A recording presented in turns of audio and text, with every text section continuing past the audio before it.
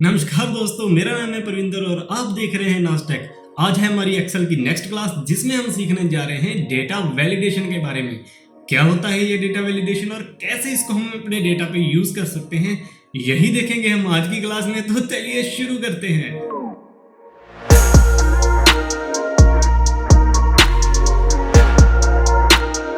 Alright दोस्तों, welcome back. हम पढ़ रहे हैं एक्सेल और आज का हमारा टॉपिक है डेटा वैलिडेशन पर। क्या है डेटा वैलिडेशन और कैसे हम इसको अपने डेटा पे अप्लाई कर सकते हैं, वही देखेंगे हम आज की क्लास में। तो आइए देखते हैं मेरी कंप्यूटर स्क्रीन पर। अब मैंने यहाँ पर एक सिंपल सा एक हेडर बना रखा है जिसके अंदर कुछ कॉलम्स के मैंने नेम लिख रखे हैं। इसके नीचे मैं डेटा इंसर्ट करवाना चाहता हूँ यूज़र से। कोई भी मेरा फॉर्म ये यूज़ करेगा एक्सेल का। तो बेसिकली नॉर्मली प्रॉब्लम क्या होती है, जब कोई भी किसी का बनाया हुआ एक्सेल का फॉर्म या कोई भी वेब फॉर्म या कुछ भी यूज़ करता है कोई थर्ड पर्सन, तो उसकी टेंडेंसी क्या होती है कि वो उसमें डेटा गलत इंसर्ट कर देता है। जिस तरीके से वो डेटा इंसर्ट होना चाहिए वो वैसे इंसर्ट नहीं करता। इसके लिए हम यूज़ करते हैं डेटा वैलिडेशन को। डेटा वैलिडेशन बेसिकली है क्या, इंग्लिश के शब्द वैलिड से बना हुआ है डेटा वैलिडेशन। वैलिड का मतलब क्या होता है, सही। जो भी आप काम कर रहे हो वो वैलिड है या नहीं, ये चेक करने के लिए हम वैलिड शब्द को यूज़ करते हैं। अगर वो वैलिड है तो सही है, अगर नहीं है तो वो वैलिड नहीं है। तो डेटा वैलिडेशन क्या है, वो डाटे को सही है या नहीं ये चेक करने के लिए जो हम फीचर एक्सेल का यूज़ करते हैं उसको हम बोलते हैं डेटा वैलिडेशन। कैसे यूज़ करेंगे, मान लीजिए मैंने ये एक टेबल के अंदर यहाँ पर वैल्यूज़ डालनी है। यहाँ पर मैंने डिपार्टमेंट का नाम डालना है। तो डिपार्टमेंट का नेम अगर आपने कोई भी नई कंपनी खोली है या पुरानी भी चल रही है, उसके अंदर 5, 7, 10, 12 जितने भी डिपार्टमेंट हैं वो फिक्स्ड है नेम, वो चेंज नहीं हो सकता। तो वो टाइप करने की बजाय अगर आप उसकी एक ड्रॉप डाउन लिस्ट दे दो ताकि यूज़र वहाँ से सिलेक्ट कर सके डायरेक्टली डिपार्टमेंट का नेम, तो वो ईजी हो जाता है। एक तो टाइपिंग का टाइम भी बचता है। सेकेंडली क्या होता है कि स्पेलिंग मिस्टेक होने के चांसेस ज़ीरो हो जाते हैं। तो कैसे यहाँ पर लगाएंगे, जिस सेल में आपने डेटा वैलिडेशन लगानी है उस सेल को सिलेक्ट कीजिए, डेटा टैब में जाइए, डेटा वैलिडेशन यहाँ पर एक ऑप्शन है टेबल डेटा टूल्स के अंदर, इस पर क्लिक करेंगे, एक बॉक्स ओपन होगा। इसके अंदर 3 टैब्स हैं, settings, input message and error alert. हम पहले सेटिंग्स में जाएंगे। यहाँ पर क्या है, बाय डिफॉल्ट अलो कर रखा है एक्सेल ने एनी वैल्यू, मतलब कुछ भी आप उस सेल के अंदर इंसर्ट करवा सकते हो, कोई प्रॉब्लम नहीं है। लेकिन हम क्या चाहते हैं, उसको लिमिट कर सकते हैं कुछ सेट ऑफ वैल्यूज़ के। तो उसके लिए हम एक लिस्ट को सिलेक्ट करेंगे, यहाँ पर क्लिक करेंगे, एनी वैल्यू के बजाय हम सिलेक्ट करेंगे लिस्ट। लिस्ट में हम यहाँ पर कोमा डाल के अपने जो जो आइटम्स हम सिलेक्ट करवाना चाहते हैं उनकी लिस्ट बना सकते हैं। जैसे पहले मैंने बना दिया sales, comma management, comma accounts. 3 values चाहिए मुझे इस सेल के अंदर। इन तीनों को मैंने यहाँ कोमा के साथ सेपरेट करके डाल दिया और ओके प्रेस करूंगा। अब देखिए यहाँ पर ड्रॉप डाउन का एक सिंबल बन चुका है, इसके ऊपर मैं क्लिक करूंगा तो ये तीनों वैल्यूज आएंगी।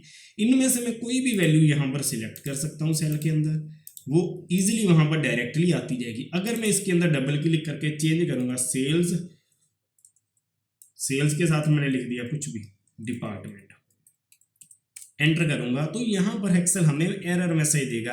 माइक्रोसॉफ्ट एक्सेल उस मैसेज का टाइटल है।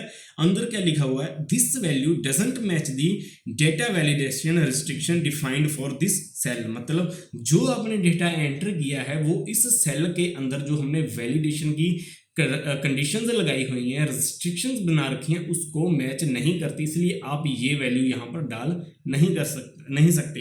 रीट्राई करेंगे तो उसको आप चेंज कर सकते हो वैल्यूज़ को, जो भी आपने डाली थी इसको हम चेंज करके पहले वाली ले आएंगे। डेटा इंसर्ट हो चुका है। अब इसके अंदर एक और ऑप्शन क्या है, आप यहाँ पर टाइप कर रहे हो, हमने कोई नई वैल्यू टाइप करनी है, फिर वहाँ पर जाकर कोमा से टाइप करेंगे तो बार बार आपको वैलिडेशन चेंज करने की ज़रूरत पड़ेगी। इस एक और तरीका क्या है, अगर मैंने यही वैल्यूज़ यहाँ पर लिख रखी हैं कहीं पर भी, जैसे यहाँ पर मैंने लिख दिया सेल्स, मैनेजमेंट और क्या है साथ में अकाउंट्स, ये 3 वैल्यूज मैंने लिख रखी हैं। यही वैल्यूज मैंने यहाँ पर रिपीट करवानी है तो दोबारा जाएंगे, इसी सेल को सिलेक्ट करेंगे, डेटा वैलिडेशन। मैं यहाँ पर कोमा के साथ वैल्यूज टाइप नहीं करना चाहता तो इसको मैं कर दूंगा डिलीट। इस एरो पे क्लिक करके इस रेंज को मैं कर लूँगा सिलेक्ट एंड ओके कर दूंगा। वही वैल्यूज फिर से यहाँ पर रिपीट हो चुकी है यहाँ से। लेकिन अब इसमें एक और प्रॉब्लम आ चुकी है। अगर मैं यहाँ पर एक नई वैल्यू एंटर करता हूँ HR नाम से, ये 4 हो गई है, लेकिन यहाँ पर देखिए वो पहले वाली 3 ही पड़ी हैं, ये चौथी वैल्यू उसके अंदर शो नहीं हो रही है। इसको उधर दोबारा हमने अपनी लिस्ट को डायनेमिक बनाना है। पहले ये स्टैटिक है, जो हमने डेटा वैलिडेशन डिफाइन करते समय जो वैल्यूज डाल दी थी वही उसमें फिक्स हो चुकी हैं। नई वैल्यू अगर हम अपनी लिस्ट में अपडेट कर रहे हैं तो हमारी ड्रॉप डाउन लिस्ट में वो अपडेट नहीं हो रही। तो ये है स्टैटिक डायनेमिक लिस्ट। हमने इसको अगर बनाना है डायनेमिक लिस्ट। कैसे बनेगी? इस लिस्ट को हम करेंगे, इस लिस्ट को कोई ना कोई नाम दे देंगे। जैसे मैंने दे दिया डिपार्टमेंट दे दिया। इस पूरी लिस्ट को मैं करूंगा select and control and T press कर दूंगा। क्रिएट टेबल आएगा, इसको टेबल बना रहे हैं हम। यहाँ पर करेंगे माई हेडर टेबल हैज हेडर्स। ये हम टिक क्यों करेंगे? क्योंकि ऊपर वाली वैल्यू को हम ड्रॉप डाउन लिस्ट के अंदर नहीं लेके आना चाहते। ये इसका हेडर है, इसकी हेडिंग है। तो इसको अगर हम टिक नहीं करेंगे तो ये वैल्यू भी ड्रॉप डाउन लिस्ट के अंदर शो होने लग जाएगी। मुझे ये ड्रॉप डाउन लिस्ट के अंदर नहीं चाहिए वैल्यू, इसलिए यहाँ पर कर दूंगा मैं माई टेबल हैज हेडर्स को ओके। ठीक है, अब ये एक आपका टेबल बन चुका है। इसकी वैल्यूज को आप एक फार्मूला से ले सकते हो, इक्वल टू करेंगे और ये वैल्यूज हम कर लेंगे सिलेक्ट और एंटर। अब जो भी मैं यहाँ पर टाइप करूँगा वो इधर आती जाएंगी। जैसे सेल्स के बाद मैंने कर दिया मार्केटिंग, अब वो भी इधर आ गया। अब ये एक फार्मूला बन चुका है। जो भी आप इधर ऐड करोगे टेबल के नीचे वो इधर अपने आप आती जाएंगी वैल्यूज।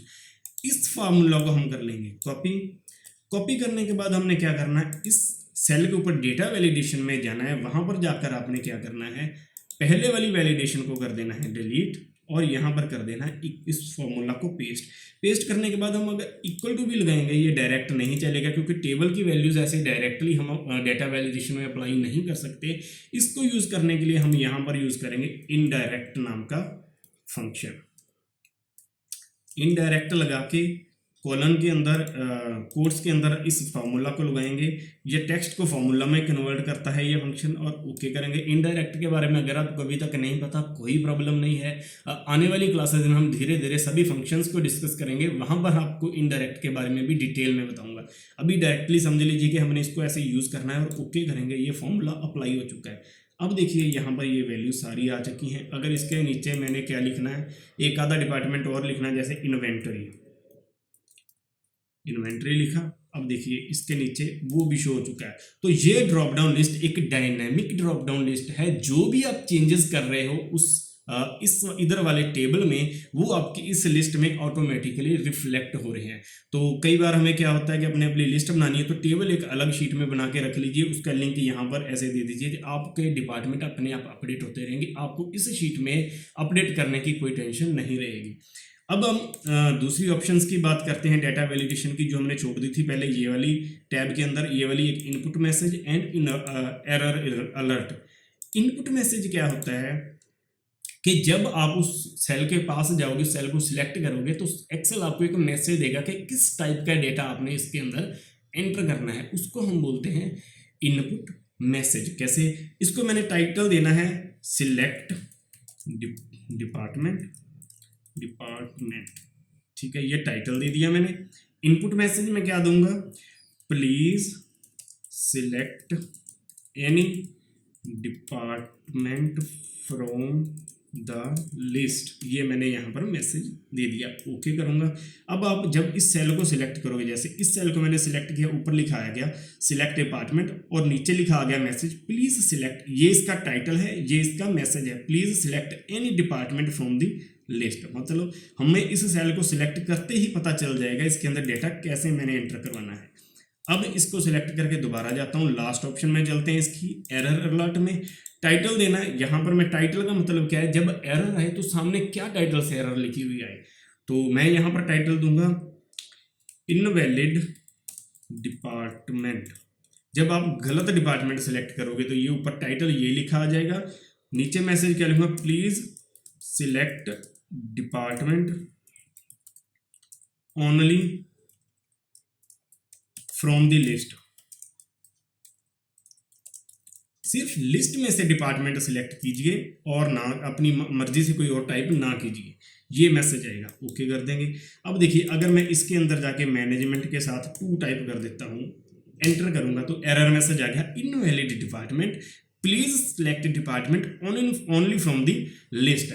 तो ये तो था एरर मैसेज के बारे में। जो आप एरर मैसेज लगाते हो कैसे लगाना है आपने डेटा वैलिडेशन में, आई होप यहाँ तक आपको क्लियर हो चुका होगा। अब हम कुछ और टाइप्स करते हैं डेटा वैलिडेशन की।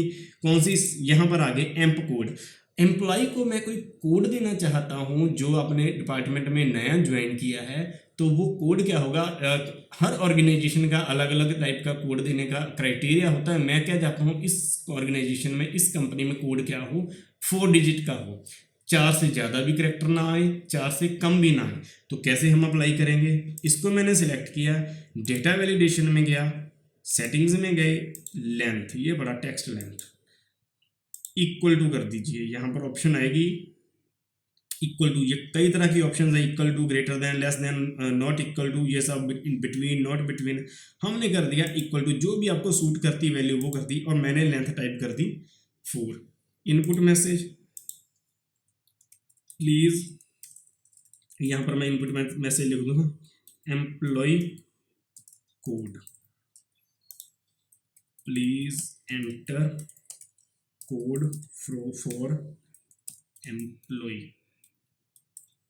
ओके गया, यहाँ पर लिखा आ गया। और इसका ही मैं एरर मैसेज भी एक बार दे दूं, invalid code, please enter amp code with 4 digit length.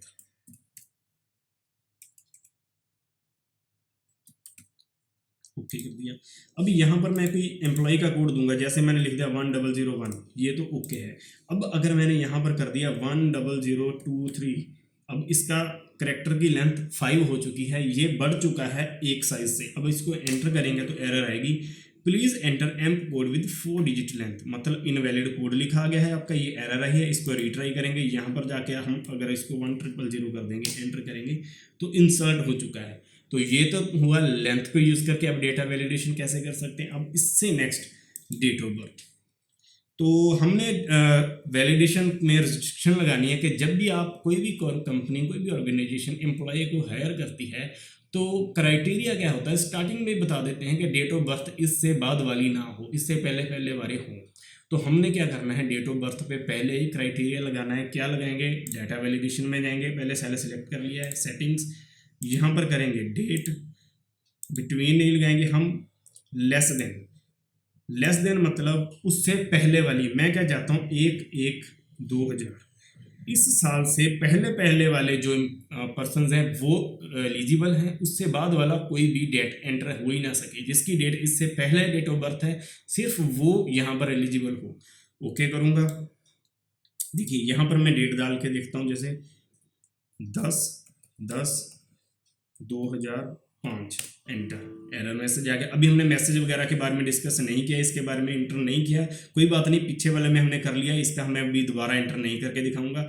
सिर्फ समझ लीजिए एरर मैसेज इसलिए आ रहा है क्योंकि हमने डेट उसके अकॉर्डिंगली नहीं दी है। अब अगर इसको हम चेंज करेंगे, कैसे करेंगे, मैं इसको कर दूंगा 10/10/1999, एंटर करूंगा तो ये एंटर हो चुकी है। तो बेसिकली हुआ क्या, आपने डेट के ऊपर रिस्ट्रिक्शन लगा रखी कि इस डेट से पहले वाले ही सिर्फ एलिजिबल हैं। इसी तरह डेट बाद वाले भी, आफ्टर भी लगा सकते हैं, बिटवीन भी लगा सकते हैं, इस डेट से लेके इस डेट के बीच हो सके, किसी तरह की भी आप रिस्ट्रिक्शन लगा सकते हैं।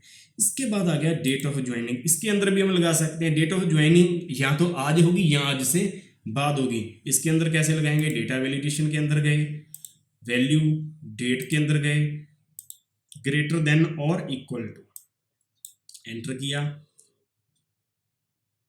यहां पर लगा देंगे हम टुडे, मतलब आज या आज से बाद वाली डेट्स। ओके किया, यहां पर आज की डेट क्या है, हम मैंने टुडे लगाया है तो वो वाली डेट यहां पर एंटर हो चुकी है। आज क्या है, 10 जून 2023। अगर मैं इसको चेंज करूंगा, कितना करूंगा मैं, 2023 से पहले वाली कोई डेट लगाऊंगा, 10/10/2022 लगा दी मैंने, एंटर किया तो एरर आ गई, क्योंकि डेट ऑफ ज्वाइनिंग आज से पहले की हो ही नहीं सकती। जिस दिन एम्प्लॉय ज्वाइन कर रहा है उससे बाद वाली कोई भी डेट देंगे वो आ जाएगी, लेकिन उससे पहले वाली डालेंगे तो एरर देगा, इसलिए हम यहाँ पर भी ऐसे वैलिडेशन लगा सकते हैं।